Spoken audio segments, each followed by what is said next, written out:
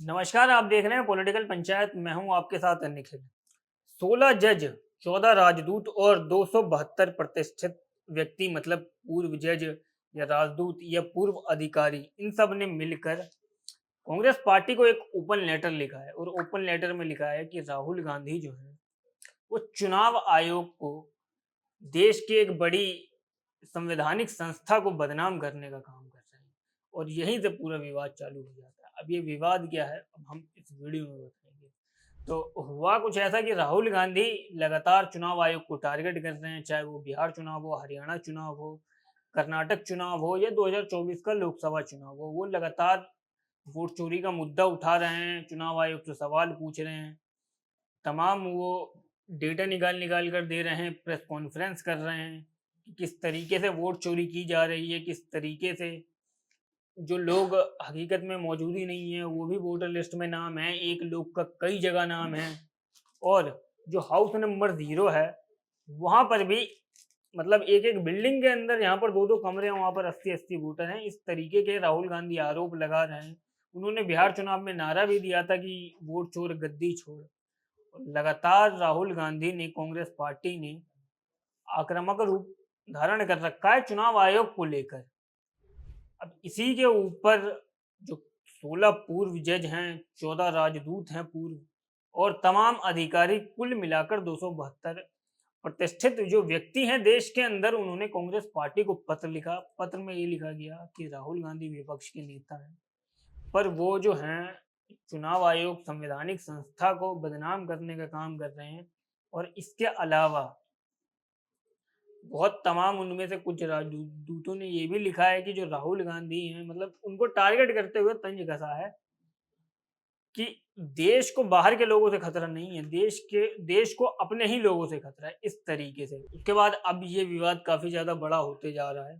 उसके बाद कांग्रेस पार्टी की स्पोक पर्सन और मीडिया सेल की प्रभारी सुप्रिया सिरनेट ने इसका जवाब देते हुए एक ट्वीट लिखा। ट्वीट में उन्होंने लिखा है, सुना कुछ लोगों ने चुनाव आयोग की धांधली का पर्दाफाश करने पर राहुल गांधी की निंदा की है।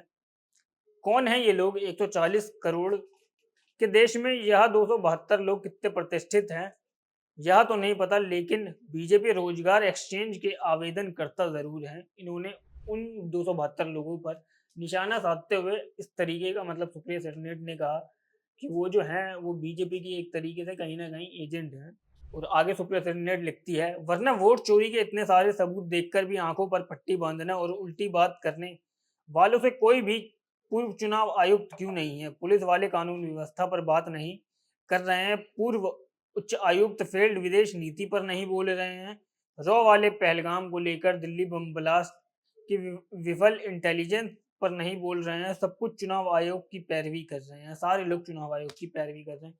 सुप्रिया सेनेट ने आरोप लगाया है कि जो पुराने जितने भी अधिकारी हैं वो विदेश नीति के ऊपर कुछ नहीं बोल रहे हैं, इंटेलिजेंस के ऊपर नहीं बोल रहे हैं। और एक राहुल गांधी अगर चुनाव आयोग पर कुछ आरोप लगा रहे हैं तो सारे के सारे उनको, मतलब बैकअप करने पे, सेफ करने पर एक शील्ड की तरह खड़े हो गए हैं। और इसके अलावा सुप्रिया सेनेट आगे और लिखती हैं, इन लोगों में से कितनों के अंदर हिम्मत है कि फर्जी पते, फेक आईडी, फर्जी फोटो, एक छोटे से घर में सैकड़ों लोग रजिस्टर होने वाले सवाल उठाएं। इनमें से कितनों की हिम्मत है कि पूछने की कि चुनाव आयोग बीचों बीच सरकार पैसे बांटती रही और चुनाव आयोग मुख्य दर्शक क्यों बना रहा है? इनमें से कितनों की हिम्मत है कि चुनाव आयोग की संदिग्ध भूमिका पर सवाल पूछ सके? इनमें से कितनों की हिम्मत है कि बीजेपी के नेताओं से अलग अलग जगहों पर एक से ज्यादा वोट डालने पर सवाल उठाए? असलियत तो यह है कि 2014 से पहले जिम्मेदार प्रतिष्ठित नागरिक चुनी हुई सरकार से सवाल पूछते थे। आखिर जिसके पास सत्ता, संसाधन, संस्थाएं, सवाल भी तो उन्हीं से होगा। लेकिन अब सवालों के घेरे में व्यक्ति है जो इस देश के लोकतंत्र की धज्जियां उड़ाने के खिलाफ मजबूती से लड़ रहा है।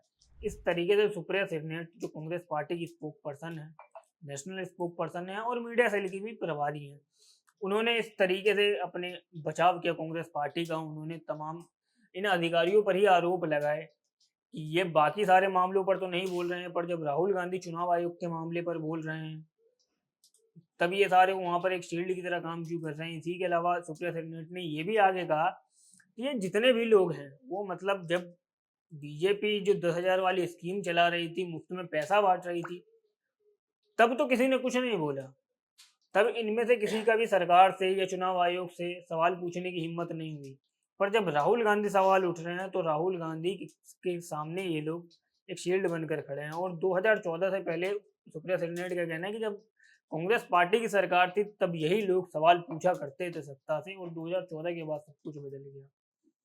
इस तरीके से कांग्रेस पार्टी ने इनको ही टारगेट किया है। अब ये जो 272 लोग हैं, इन्होंने इस तरीके से राहुल गांधी के ऊपर आरोप लगाया है। राहुल गांधी का या कांग्रेस पार्टी का अभी तक ऑफिशियल तौर पर कोई इसके ऊपर रिप्लाई नहीं आया है। राहुल गांधी लगातार वोट चोरी के मुद्दे पर चुनाव आयोग को घेरते नजर आ रहे हैं।